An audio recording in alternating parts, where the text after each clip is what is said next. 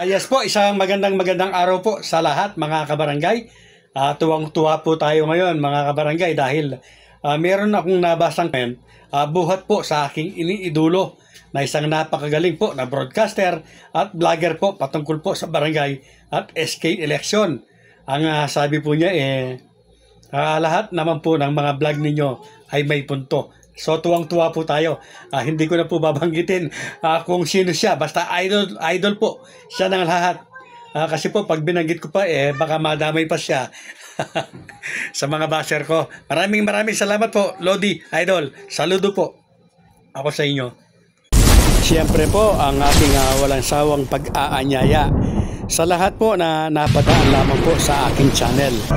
Kayo po ay aking malugod na inaanyayahan na mag-subscribe, pakiclick po ang notification bell at all para palagi po kayong updated sa aking mga videos. Ito po sa araw nito mga kabarangay ay patungkol pa rin po sa liga ng mga barangay na napaka-hot na issue po ngayon sa usaping barangay at SK election.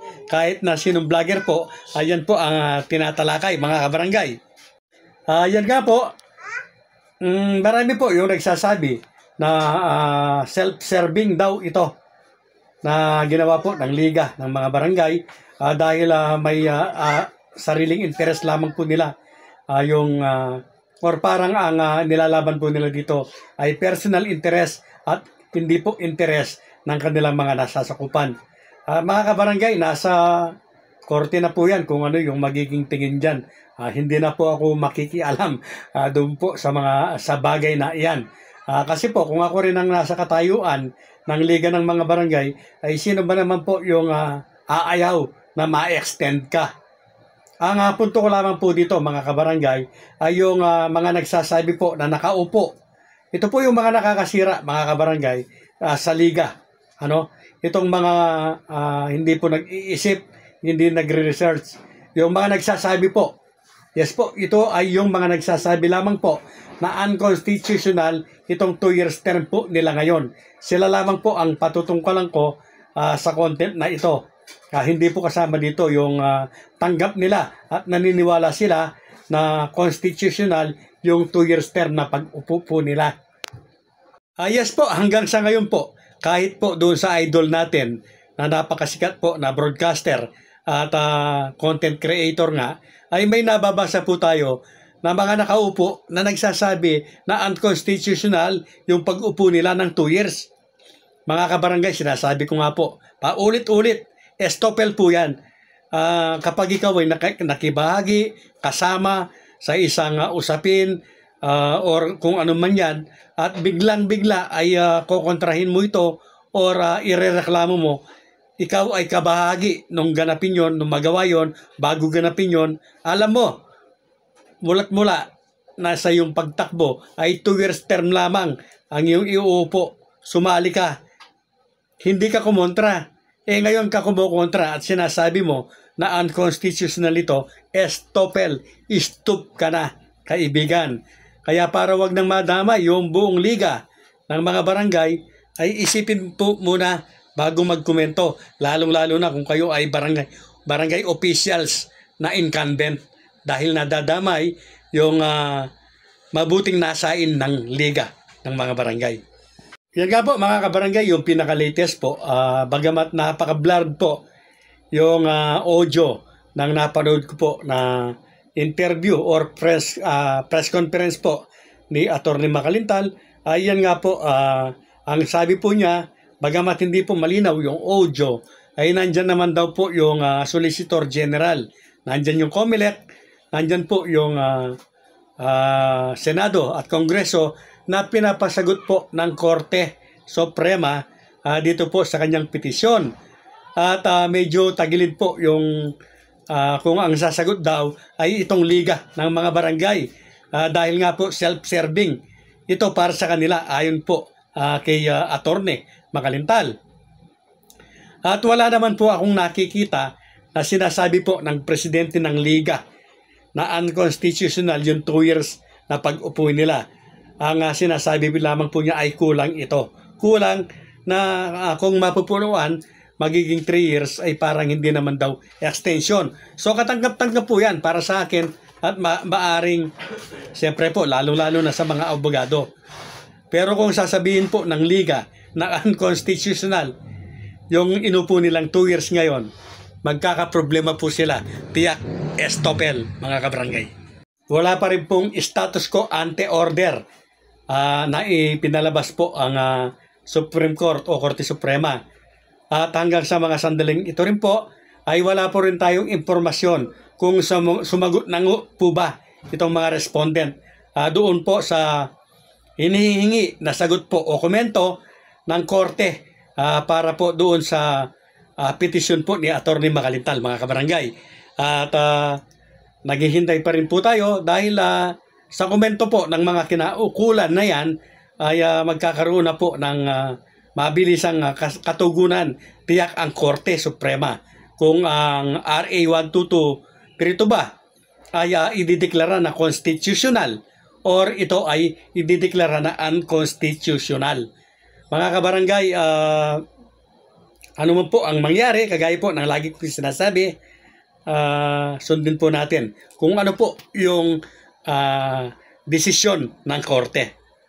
Marami po ang nababasa ko, napapanood na at nagsasabi po na kahapon pa 28 ay naglapse na yung 10 days po na binigay na palugit ng korte para sumagot itong mga respondent. Pero sa akin po, sa bilang ko po, ano po, ay bukas pa 30, Sabado, maglalaps yung 30 day, yung 10 days para po makasagot yung mga kinaukulan. Muli po, ninilinaw natin na sakaling hindi po sumagot itong mga pinasasagot ng korte, ay hindi po nangangahulugan na panalo na po si Atty. Makalintal. Mga kabarangay, lilinawin lamang po natin para malinaw. Mayroon na pong batas. Yes po, may umiiral na po na batas. Ay ito nga pong Republic Act 12232. Mga kabarangay, yan po ang lagi po nating iisipin para hindi po tayo maligaw sa usaping ito. Ito naman po yung mga laging tinatanong.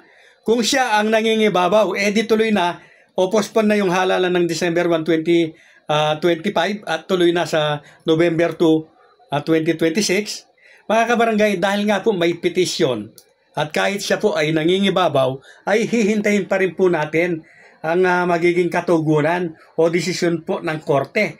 Kapag ito po ay idineklara nga na constitutional, so yan na po, tuloy-tuloy na po yan.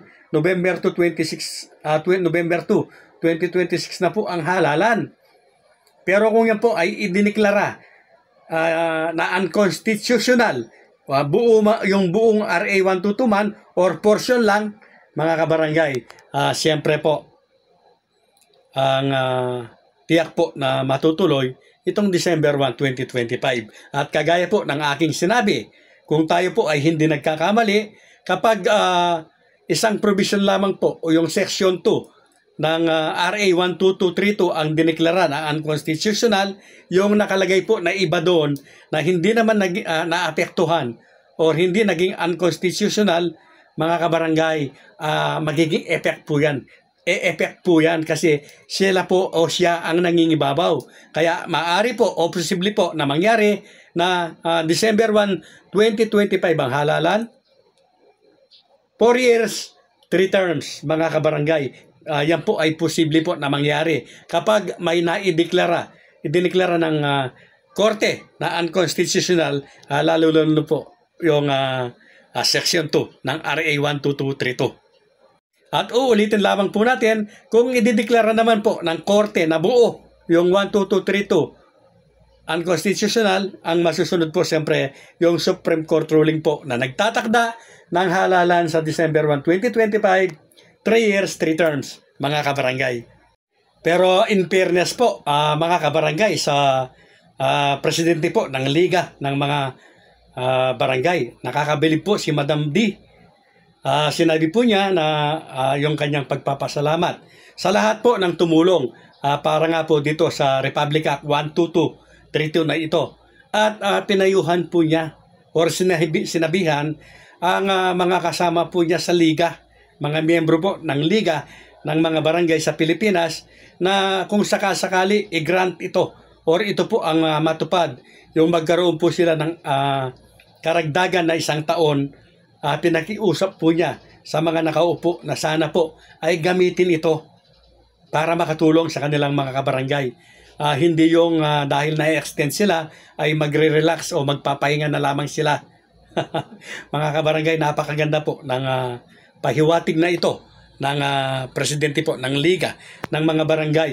Bagamat parang sa isang tiklis po na kamatis ay talagang may sira dyan. Hindi po natin maiiwasan yan, mga kabarangay.